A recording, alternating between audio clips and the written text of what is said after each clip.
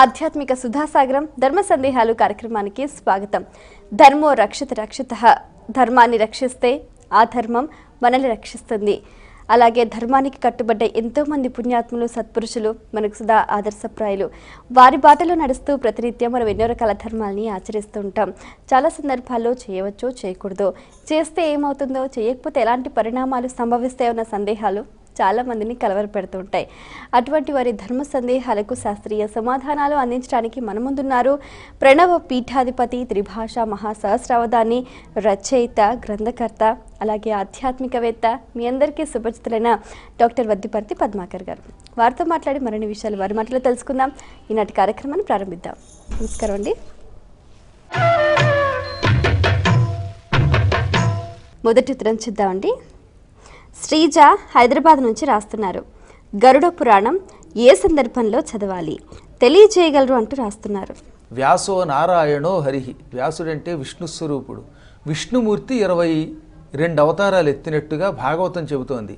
అందులో 17వ అవతారం సాక్షాత్తు వేదవ్యాసుడు.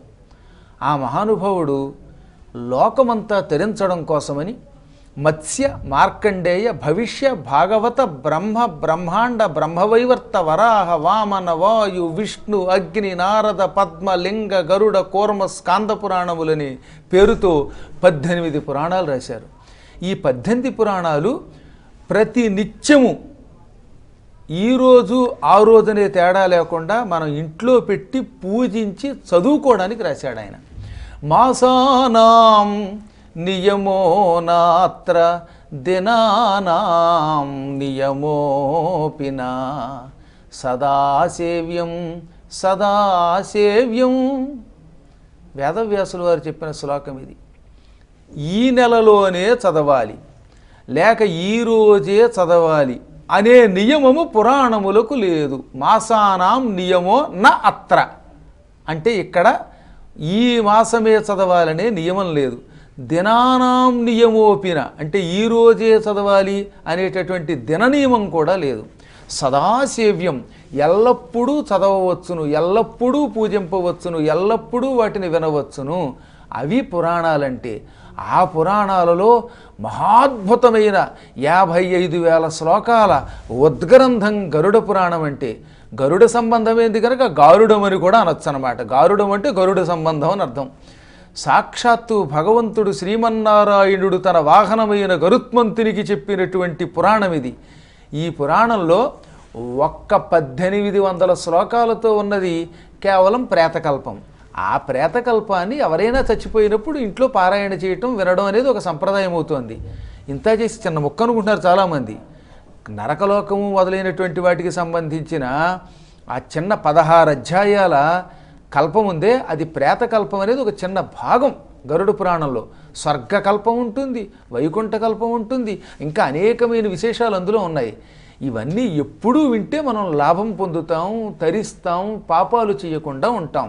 అంతేగాని ఎవడో చచ్చిపోయినప్పుడు మాత్రమే ఇంట్లో పెట్టి చదవాలి, లేకపోతే తక్కినప్పుడు చదవకూడదు, తక్కిన వేళల్లో అసలు ఇంట్లో పెట్టి పూజించకూడదు, ఇలాంటి భ్రమలను అజ్ఞానులు కల్పించారు, విజ్ఞానులు కల్పించలేదని వ్యాసుడు అన్నాడు. నేనలేదు మళ్ళీ ఆ మాట. ఈ అజ్ఞాన విజ్ఞాన శబ్దం వాడింది సాక్షాత్తు వ్యాసుడు.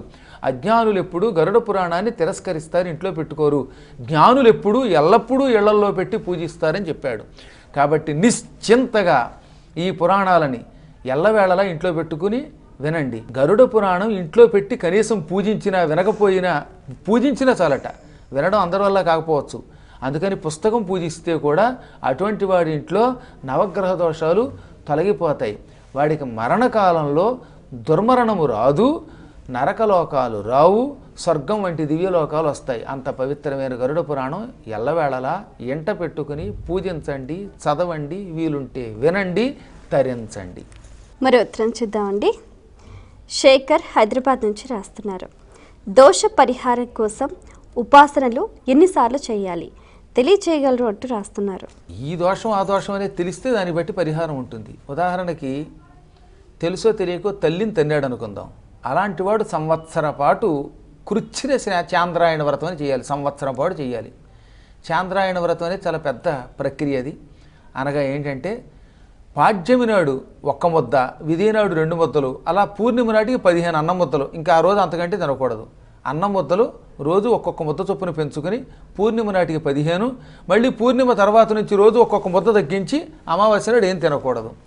ఇలా సంవత్సరం పాటు చేస్తే దానికి చాంద్రాయణం అని పేరు. ఆ చాంద్రాయణంలో కూడా కేవలం సూర్యోదయ సమయంలో మాత్రమే తింటూ మిగతా కాలంలో తినకుండా ఉంటే దానికి కృచ్ఛ్ర చాంద్రాయణ వ్రతం అని కూడా పేరు.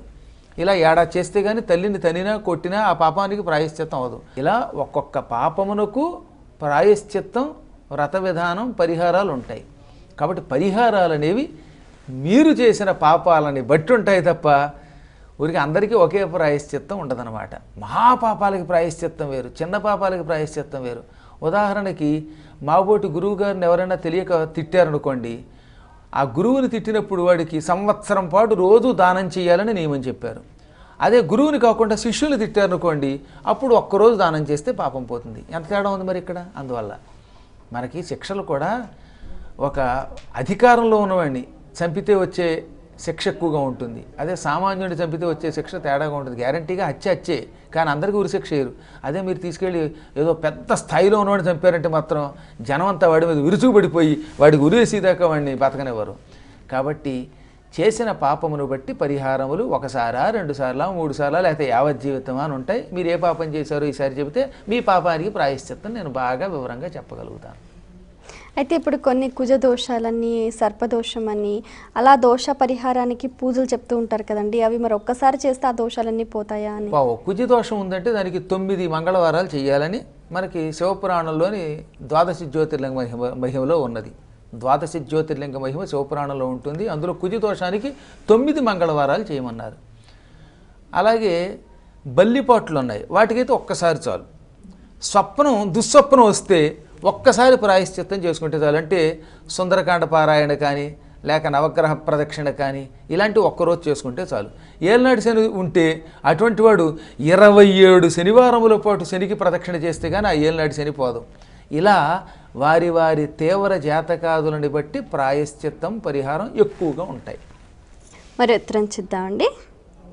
కడప నుంచి సుధాకర్ రాస్తున్నారు, తీర్థయాత్రలు చేసిన వారు తప్పనిసరిగా అన్న సమారాధన చేయాలా, తెలియజేయగలరు అంటూ రాస్తున్నారు. మొదటిసారి కాశీ వెళ్ళాం.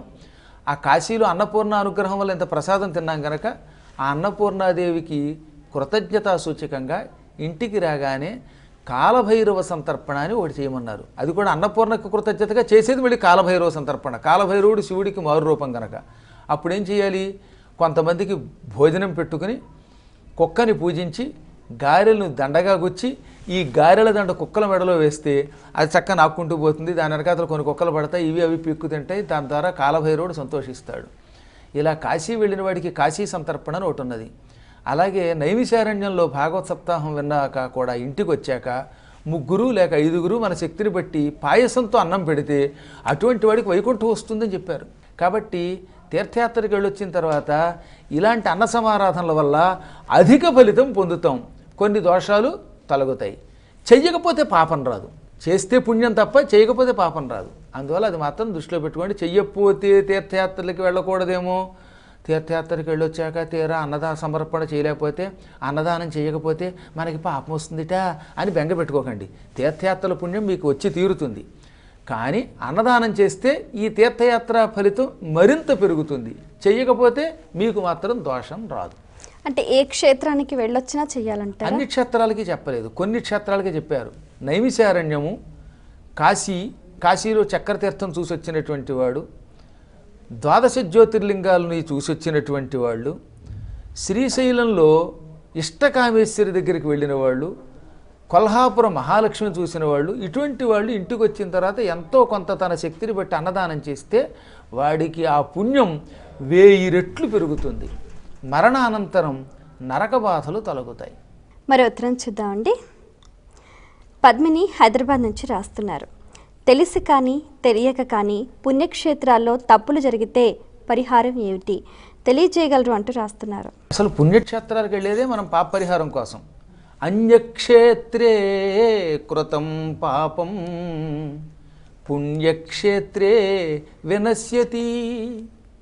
ఇతర క్షేత్రాల్లో హైదరాబాదులోనో ఏలూరులోనో విజయవాడలోనో చేసిన పాపాలు ఉన్నాయి కదా, ఇవి పుణ్యక్షేత్రాలకు వెళితే తొలగిపోతాయి. కానీ పుణ్యక్షేత్రే కృతం పాపం వారాణస్యాం వినశ్యతి.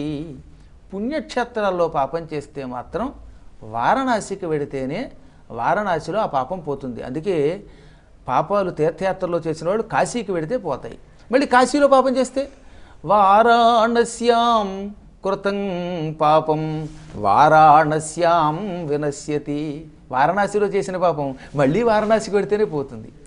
దీనికి మరొక అద్భుతమైన కొంచెం మార్పుతో కూడింది. కుంభకోణే కృతం పాపం కుంభకోణే వినశ్యతి అని ఒక పాఠాంతరం కూడా ఉన్నది. కానీ ఆ శ్లోకం మాట ఎలా ఉన్నా ఈ వారాణస్యాం కృతం పాపం వారాణస్యాం వినశ్యతి అనేది మాత్రం సుస్పష్టంగా వేదవ్యాసుల వారు స్కాంద పురాణంలో ఇచ్చారు. ఇంకొక రహస్యం చెప్పాలి ఇక్కడ. ద్వాదశ జ్యోతిర్లింగాల్లో వైద్యనాథుడని ఒక ఆయన ఉన్నాడు. ఆయన పార్లే వైద్యనాథుడు, ప్రజ్వల్యాం వైద్యనాథంచ. ఈ వైద్యనాథుని క్షేత్రంలో 5 రోజులుండి శివపురాణం వింటే మాత్రం మొత్తం ఈ భూమండలంలో ఏ తీర్థయాత్రల్లో పాపం చేసినా ఆ పాపం అంతా పోతుంది. తీర్థయాత్రల్లో ఏదో ఒక పాపం చేయకుండా ఎలా ఉంటారు? ఇప్పుడు కాశీలో సిగరెట్ కాల్చకూడదు, కానీ అక్కడికి వెళ్ళి కాల్చేవాళ్ళు ఉన్నారు. అలాంటి వాళ్ళకి ప్రాయశ్చిత్తంగా వైద్యనాథ క్షేత్రంలో అన్ని తీర్థయాత్రల్లో చేసిన పాప పరిహారం కోసం అక్కడ యజ్ఞం చేస్తాం అన్నమాట.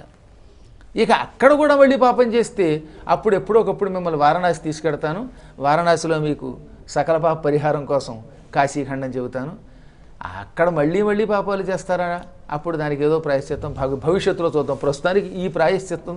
మరి ఉత్తరం చూద్దామండి. శివకుమార్ వరంగల్ నుంచి రాస్తున్నారు. గురునింద చేయటం వల్ల ఫలితాలు ఏమిటి తెలియచేయగలరు అంటూ రాస్తున్నారు. గురుం హుంకృత్య తుంకృత్య ఉల్లంఘ్యాజ్ఞాం గురోరపి అరణ్యే నిర్జలే దేశే బ్రహ్మరక్షో భవిష్యతి. ఏకాక్షర ప్రదాతారం యో గురుం నాభిమన్యతే సస్యయో నిశతం గత్వా చండాలత్వమవాప్నుయాత్. ఈ 2 శ్లోకాలు గరుడ పురాణంలో 3వ అధ్యాయంలో ఉంటాయి. ఇవే శ్లోకాలు యథాతథంగా పరాశర సంహితలో ఉంటాయి. ఈ శ్లోకాలకు అర్థం ఏమిటో తెలుసా? నీకు జీవితంలో ఒక్క అక్షరం మంత్రం ఇచ్చినా ఆ మంత్రం ఇచ్చిన గురువు గురువే. ఏకాక్షర ప్రదాతారం అంటే ఒక్క అక్షరం ఇచ్చినప్పటికీ అటువంటి గురువుని ఎవడు గౌరవించడో అటువంటి వాడు 100 జన్మలు కుక్కై పుడతాడు. ఇలా 100 జన్మలు కుక్క తర్వాత కుక్క, మళ్ళీ కుక్కై, మళ్ళీ కుక్కై పుట్టి చచ్చి ఆ తర్వాత పరమ నీచమైన వికలాంగ జన్మ చండాలపు జన్మలు ఎత్తుతాడు. అప్పటికీ పాపం ప్రాయశ్చిత్తం అవదు. ఆ తర్వాత ఎప్పటికో ప్రాయశ్చిత్తం అవుతుంది. ఏకాక్షరం అంటే ఓంకారం అని అర్థం. నీ చేత ఓం అని పలికించినప్పటికీ గురువే. అటువంటి గురువుని గౌరవించాలి. ఆ గురువుని నిందించేవాడు, పక్కకెళ్ళి గురువుగారి మీద లేనిపోనివి చెప్పేవాళ్ళు, గురువుగారిలో లోపాలు వెతికేవాళ్ళు, గురువుగారికి తెలియదు ఆయనలో ఏ లోపం ఉందో లేకపోతే ఏమి లేదో, అటువంటి గురువుల దగ్గర చేరి వాళ్ళకి పంగనామం పెట్టే వాళ్ళకి ఎంత భయంకర శిక్ష వ్యాసుల వారు అన్ని పురాణాల్లోనూ చెప్పారు. అన్నిటికీ మించి గురువుగారిని హుంకరించిన అంటే గురువుగారి మీద కళ్ళెర చేసి, గురువుగారు ఇప్పుడు ఏదో హాస్పిటల్కి తీసుకెళ్ళమన్నారు వాళ్ళ అమ్మాయిని అనుకుందాం, నేను తీసుకెళ్ళను అన్నాడు వీడు, వెంటనే వీడు ఏమైపోతాడో చెప్పారు.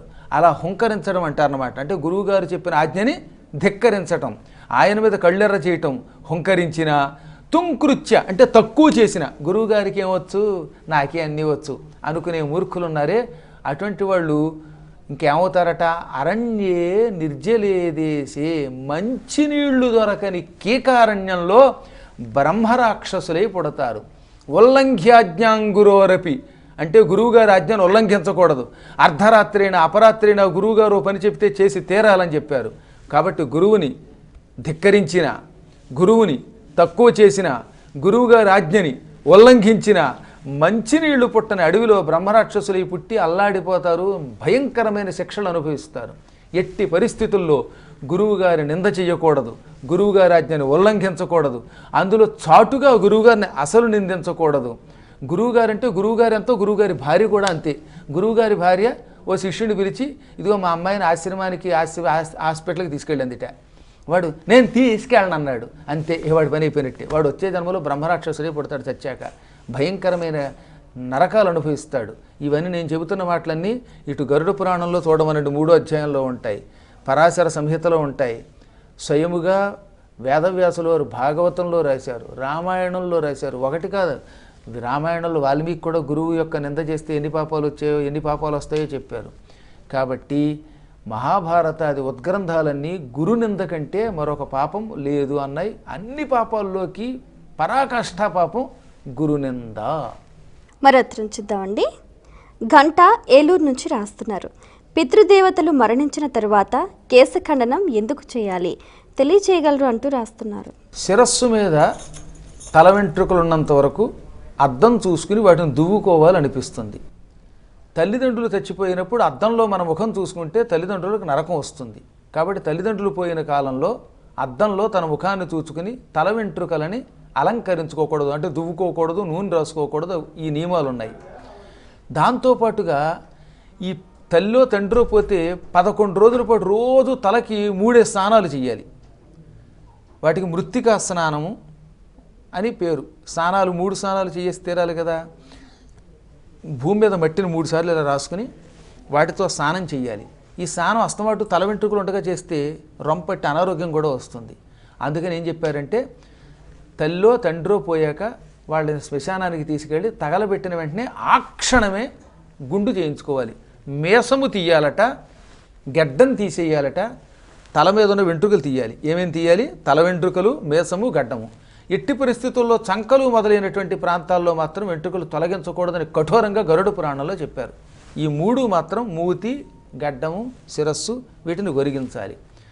మళ్ళీ 10వ రోజు ధర్మోదకాలు పూర్తయ్యాక 10వ రోజు కానీ 11వ రోజు కానీ ఈ రెండింటిలో ఏదో ఒక రోజు మాత్రం తప్పక శిరోమండనం చేయించుకోండి అని చెప్పాడు. సాధారణంగా 10వ రోజు అనేది సంప్రదాయం. ఈ మధ్యనే సౌర పురాణంలో 11వ రోజు కూడా చేసుకోవచ్చు అన్నారు.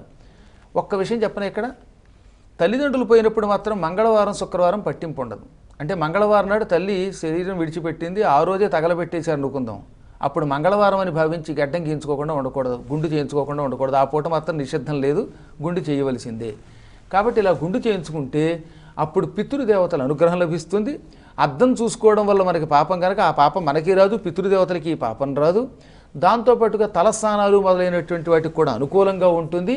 అసలు పాపములన్నీ జుట్టును ఆశ్రయించుకుని ఉంటాయి. పాపాలున్నంత వరకు పితృదేవతల కార్యక్రమం మనం చేయకూడదు. శిరోగతాని పాపాని యాంతి ముండనతో యతః. పాపాలన్నీ తలను ఆశ్రయించుకుని ఉంటాయి ఈ జుట్టుని.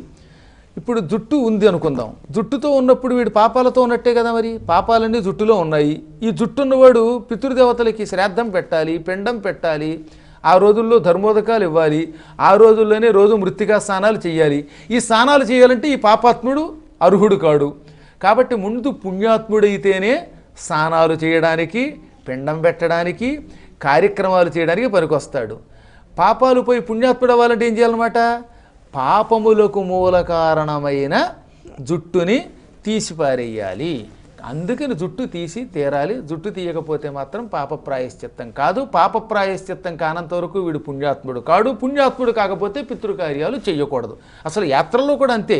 అందుకే తీర్థయాత్రలకు వెళ్ళినప్పుడు తీర్థోపవాస కర్తవ్య శిరసో ముండనానిచ శిరోగతాని పాపాని యాంతి ముండనతో యతః అని ఇటు గరుడ పురాణము చెబుతున్నది, శివపురాణము చెబుతున్నది, భాగవతము చెబుతున్నది, పద్మపురాణము చెబుతున్నది. కాబట్టి తీర్థయాత్రలకు వెళ్ళినప్పుడు కూడా పాపాలన్నీ జుట్టును ఆశ్రయించుకుంటాయి కాబట్టి గుండు చేయించాలి.